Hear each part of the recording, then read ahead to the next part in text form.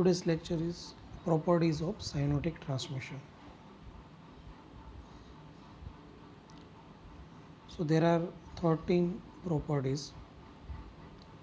First one is one-way conduction, then synaptic delay, summation property, convergence and divergence property, occlusion phenomena, subliminal fringe effect, facilitation, fatigue, plasticity and learning, reverberation, reciprocal inhibition after discharge, and effect of acidosis and hypoxia.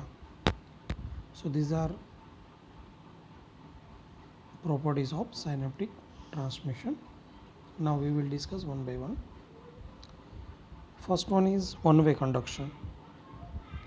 Chemical synapse allows only one-way conduction, means from presynaptic neuron to the postsynaptic neuron, never in opposite direction. This is also known as a law of dynamic polarity. Now what is the reason behind one-way conduction? One-way conduction occurs because only presynaptic nerve terminals contain chemical neurotransmitter, and as we know that postsynaptic membrane contains specific receptor sites. So this is a reason why there is a one-way conduction from presynaptic terminal to postsynaptic neuron. Now second property is synaptic delay. It refers to time lapse which occurs between arrival of nerve impulse at presynaptic terminal and its passage to the postsynaptic membrane. Normally this delay occurs by approximately 0.5 millisecond. Now what are the causes for synaptic delay? So it requires time for release of neurotransmitter, diffusion of transmitter substance through synaptic cleft to postsynaptic membrane, action of neurotransmitter to bind with receptor, and cause opening of ion channels and diffusion of ions causing changes in resting membrane potential. So all these steps are required and they takes time.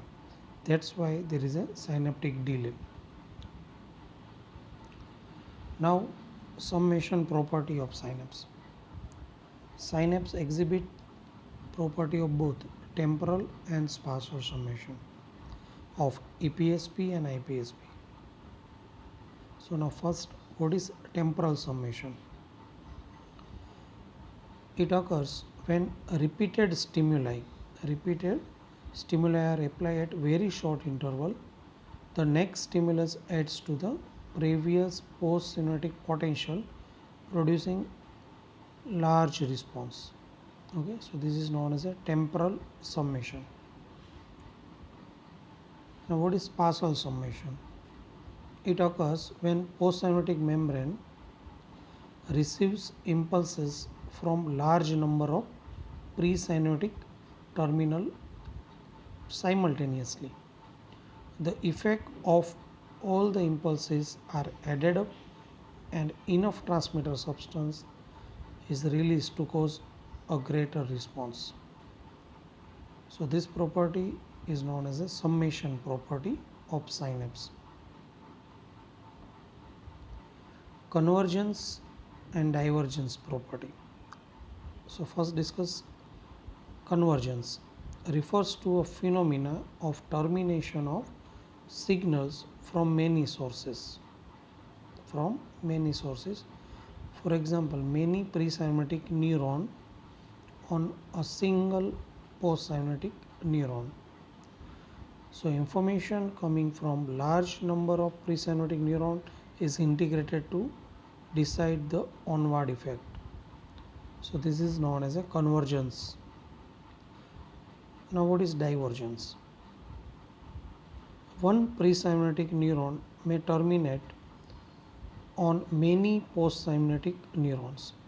Thus, single impulse is converted to number of impulses going to number of postsynaptic neuron which may travel in the same track and into multiple tracks. So this is known as a divergence. Now another property of synaptic transmission is occlusion phenomena. The term occlusion describes the situation in which a response to stimulation of two presynaptic neurons is less than sum total of response obtained when they are stimulated separately. For example, when two presynaptic neurons, for example, neuron A and neuron B, they are presynaptic neuron. Now these neurons are stimulated separately. Each stimulate 10 postsynaptic neuron, means total 20. Total 20 postsynaptic neuron are stimulated. But when A and B are stimulated simultaneously, they stimulate less than 20. This happens because of fact that some postsynaptic neuron are common to both the presynaptic neuron. Thus, occlusion is due to overlapping of afferent fiber in their central distribution. So you can understand this occlusion phenomena by this diagram. So this is A neuron and this is B neuron. So stimulation of afferent neuron A and B excites 10 different neurons when they are stimulated separately.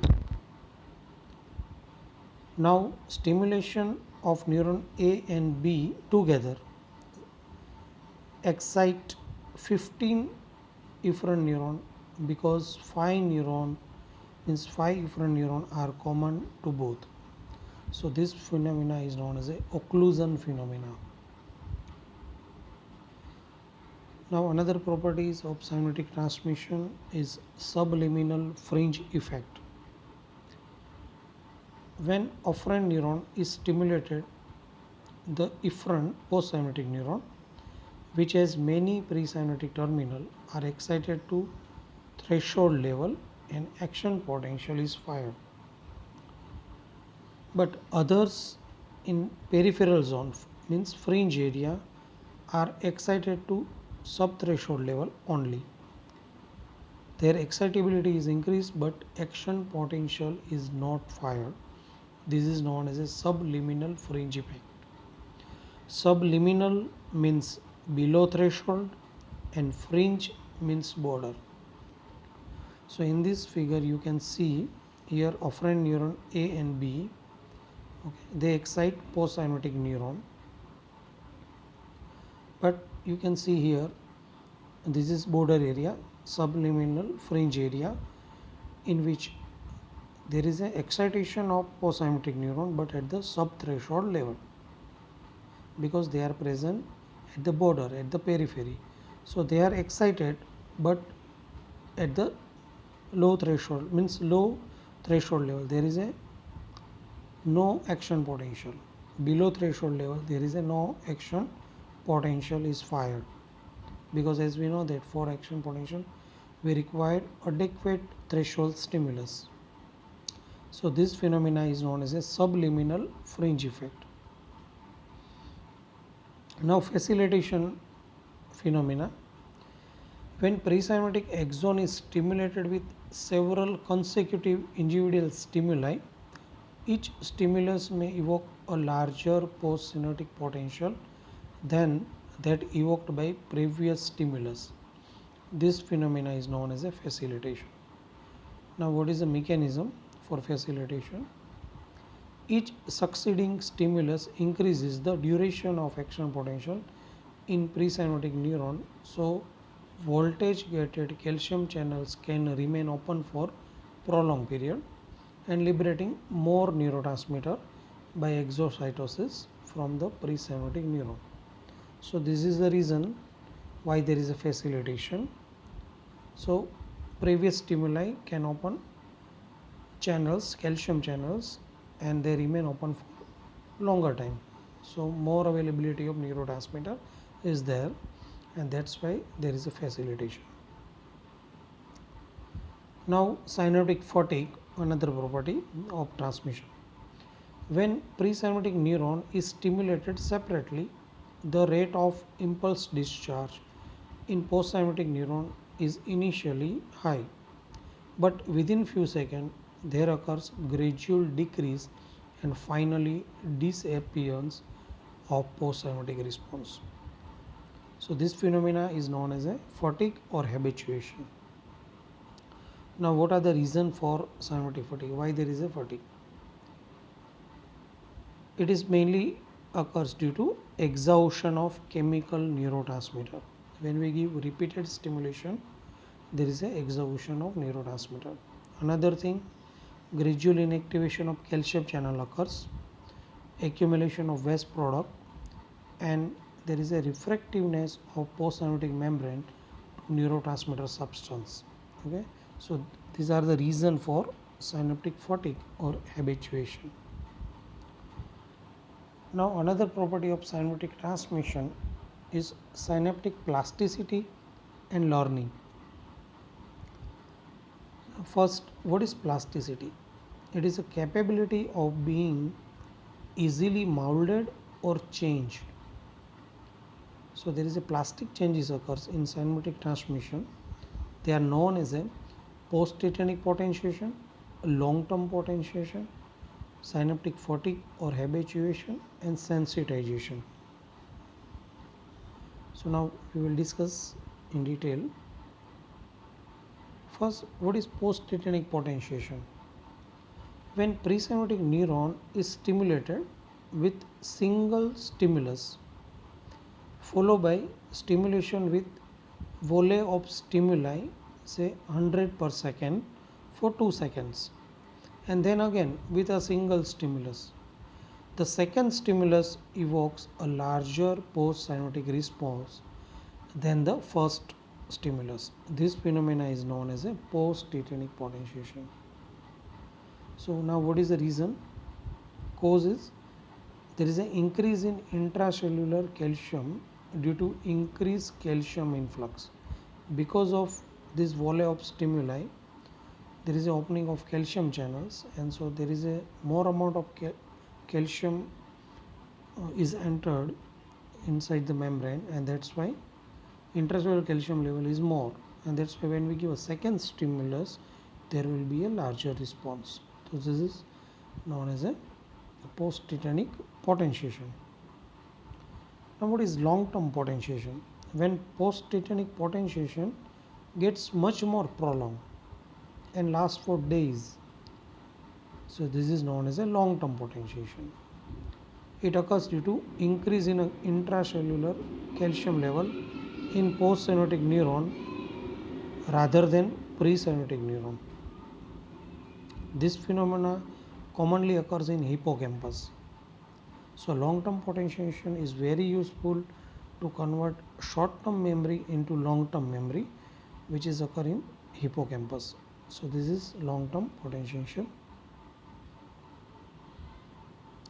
Now sensitization, another property of synaptic transmission.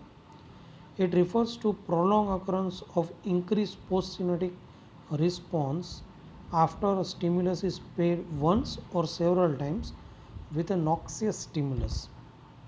So we have to pay a stimulus with a noxious stimulus. So it is basically presynaptic facilitation of impulse that occurs due to calcium mediated changes in adenyl cyclase that result in greater production of cyclic AMP. So this phenomena is known as a sensitization. Then reverberation, another property. It refers to phenomena of passage of impulse from presynaptic neuron and again back to presynaptic neuron cause continuous stimulation of presynaptic neuron. So it is like a circuit, also known as a reverberating circuit.